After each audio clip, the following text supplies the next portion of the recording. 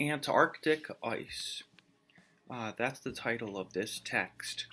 And here we have Antarctica turning into an adjective. So what kind of ice? Antarctic ice. Ant meaning the opposite of the Arctic, because Antarctica is on the opposite end of the globe from the Arctic, the North Pole. And this text is an expository nonfiction, which means that it explains information and ideas. You should look for facts and details about a topic. Antarctica is the topic in this case. So while this text is about penguins, it's about all kinds of animals and the land of Antarctica. And oftentimes how the animals work together, how they use each other, how they eat each other. And here's a comprehension strategy to use, and I use this all the time. You'll see, even while I'm reading, I'll be using this comprehension strategy to understand what I'm reading, is to reread. If something doesn't make sense to you the first time you read it again, take another look at it. So, Antarctica is the coldest place on Earth. Most of the mountains and valleys are permanently buried under a deep layer of ice. In winter, even the surface of the ocean freezes. There are no waves. Nothing moves except the wind. Under the ice, animals are waiting for summer to arrive.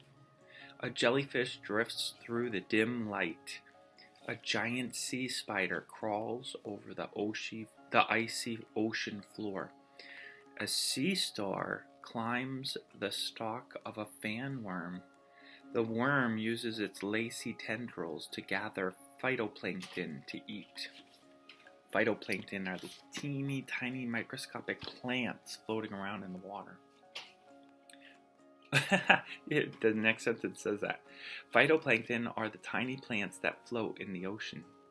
Most are so small they can only be seen with a microscope. That's what I meant when I said microscopic.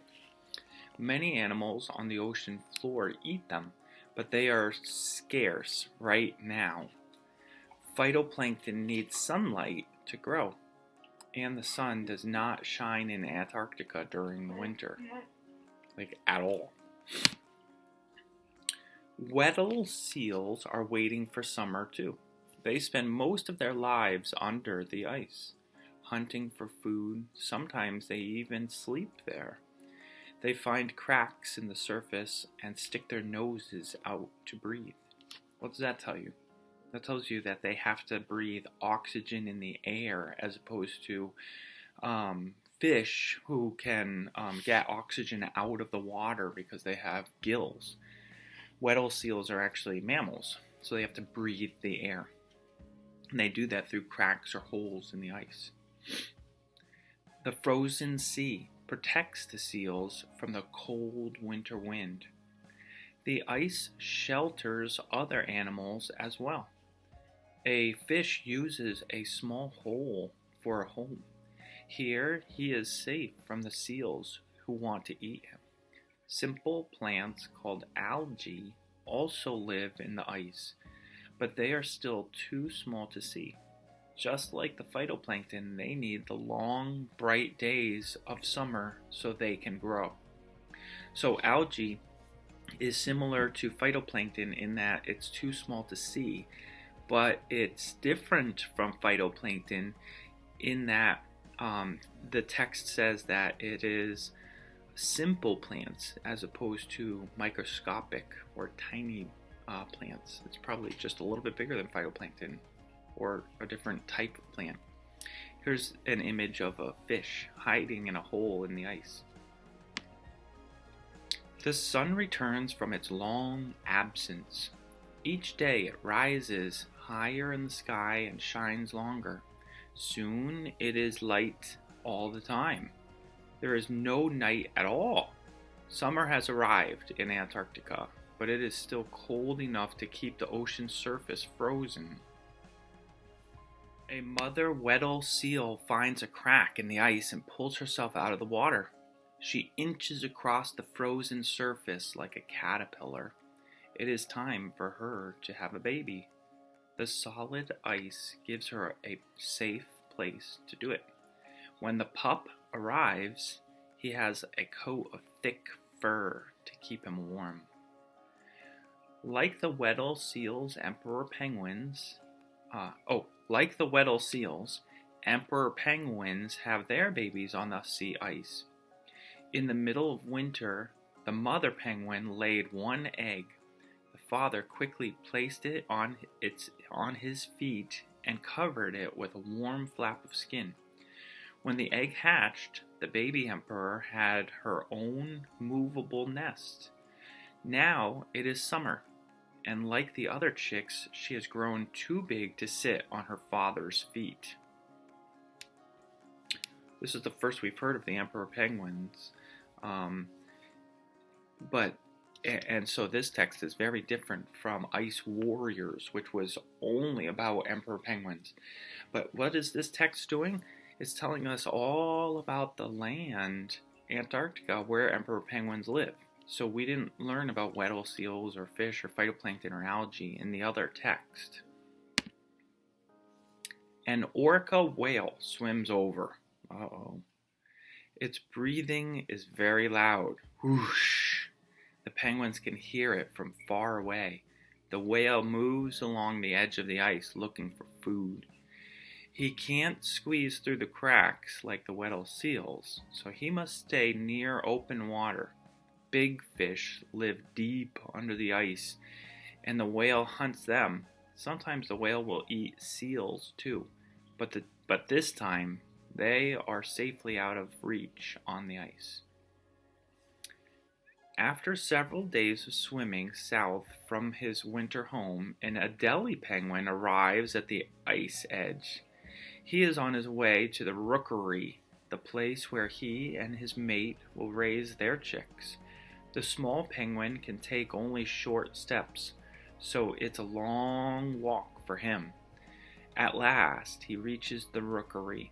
It is on a low hill that has no ice. The male must hurry to build his nest of stones before the female arrives. There aren't many stones around, so sometimes he sneaks over and steals one from his neighbor. That's not polite. Summer is a very busy time under the ice, too. The tiny algae grow fast in the bright sun and form a brown film on the bottom of the ice. This is the food many animals have been waiting for. Urchins, sea stars, and little creatures called amphipods and krill eat the algae. Fish eat the amphipods and krill, and seals and penguins eat the fish. Penguins eat krill too. So here you see the food chain, right? These animals eat the algae, and then there are animals that eat the smaller animals, fish and amphipods and krill eat the amphipods, and then seals, penguins eat the medium-sized or smaller animals. Back on land, the female Adelie penguin arrives at the rookery. To get reacquainted, the penguins sing to each other and wiggle their flippers. The female lays 2 eggs, then she leaves again. Laying the eggs has made her very hungry. She has to go back to the ocean to eat. Off she goes on her long walk over the ice. The male sits on the eggs and keeps them warm. Here you see similarity between the Adelie penguins and the emperor penguins, right? And look at these two singing. It's pretty funny. Check out this guy jumping into the ocean. So you can use these photographs to understand how the animals live their lives in Antarctica. Oh, look at these guys. The emperor chick gets bigger as summer goes on. When her parents leave to go fishing, she joins the other chicks who have formed a group called a crochet, I think you pronounce it. The baby emperors are still too young to swim. Without ice to stand on, they wouldn't survive. The parents come back every couple of days with their stomachs full of fish, squid, and krill. They pass some of this partially digested food into the hungry chicks' mouths. So human parents might cut up the food for their children. I know I've done that for Scarlet for years and years. That's kind of what the emperor penguin parents do for their babies. They catch the food in the ocean. They might chew it up or partially digest it, like digest it part of the way, and then they give the food to their baby chicks. Their digestive systems are different than ours, so it's not the same as throwing up. The baby Weddell seal has gotten bigger, too. His mother has decided it is time for him to learn to swim. The two of them slip through a crack into the water. The mother stays very close to protect her pup. So they may not necessarily go over the edge of the ocean ice into the open water.